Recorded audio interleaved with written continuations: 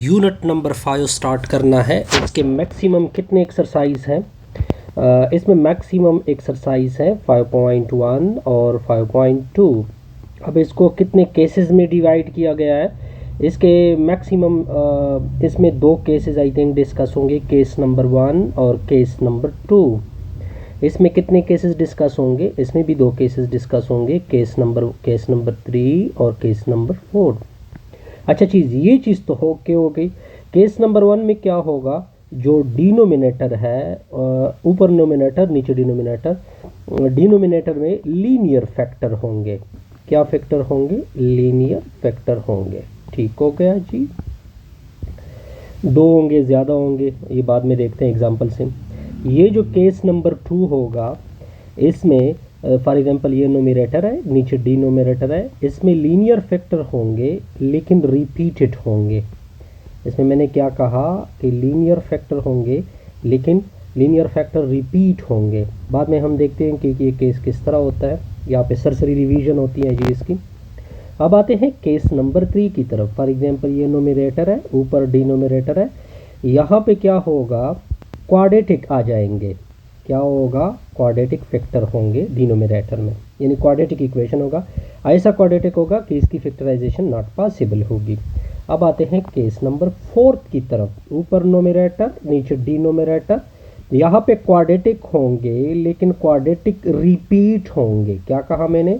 Quadratic होंगे लेकिन quadratic किस तरह होंगे? रिपीट। ये टोटल खुलासा था जी इस यूनिट का। ये टोटल खुलासा है जी इस यूनिट का। और इस यूनिट को क्या नाम दिया गया है? Partial fraction. इस यूनिट का क्या नाम दिया गया है? Partial fraction. अब हम पार्शियल फ्रैक्शन को प्रॉपर डिफाइन करते हैं। ठीक हो गया जी। अब देखिए, अब हमने प्रॉपर डिफाइन करना है पार्शियल फ्रैक्शन को। देखिए पार्शियल फ्रैक्शन क्या है? जिसमें आप स्प्लिट करते हैं एक सिंगल फ्रैक्शन को, यहाँ पे सिंगल फ्रैक्शन है, N2 में, दो में हो सकता है, मोर में भी वो फ्रैक्शन को स्प्लिट कर सकते हैं, दरमियान में या सम होगा या डिफरेंस होगा। इसको क्या बोलते हैं? पार्शियल फ्रैक्शन कहते हैं। देखिए ये सिंगल फ्रैक्शन है, आपके सामने है। इससे मैंने कितने फ्रैक्शन बनाए? 2। दरमियान में आप देख सकते हैं इधर क्या आ चुका है? प्लस। तो ये मैंने क्या की? पार्शियल फ्रैक्शन की। अब आगे देखिए इसको, ये कितने फ्रैक्शन है? सिंगल। मैंने कितने फ्रैक्शन में डिवाइड किया? 2 में। एक ये हो गया, ये हो गया, दरमियान में क्या आ गई? प्लस आ गई। इस प्रोसेस को क्या बोलते हैं? पार्शियल फ्रैक्शन बोलते हैं। इस फ्रैक्शन को क्या बोलते हैं? पार्शियल फ्रैक्शन बोलते हैं। अब देखिए फिर कंडीशनल इक्वेशन क्या होती हैं? वो इक्वेशन जो कि किसी वैल्यू के साथ, वैल्यू के ऊपर ट्रू या फॉल्स हो जाए। दोबारा रिपीट कर रहा हूँ, कंडीशनल इक्वेशन वो इक्वेशन होती हैं जो कि आप किसी पर्टिकुलर वैल्यू के लिए वो ट्रू या फॉल्स भी हो सकता है, ट्रू भी हो सकता है।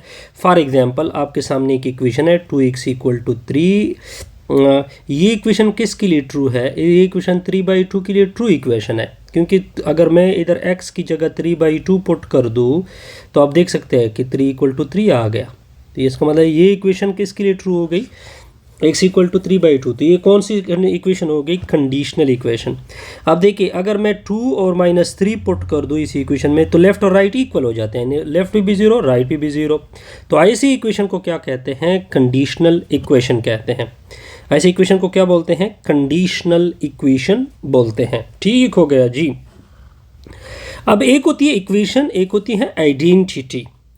आइडेंटिटी का मतलब for example a + b x = ax + bx।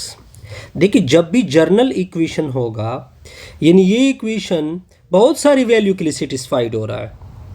देखिए इक्वेशन स्पेसिफिक वैल्यू के लिए सेटिस्फाइड होता है, ये बहुत सारे फॉर ऑल वैल्यू के लिए, क्या हो रहा है? ये ट्रू हो रहा है। तो इस वजह से ये कौन सी इक्वेशन होगी? आइडेंटिटी इक्वेशन हो, यानी आइडेंटिटी होगी। इसको इन अदर वर्ड क्या बोलते हैं? आइडेंटिटी। इससे हमारी ये वीडियो क्या होगी? कंप्लीट होगी। नेक्स्ट देखते हैं कुछ और।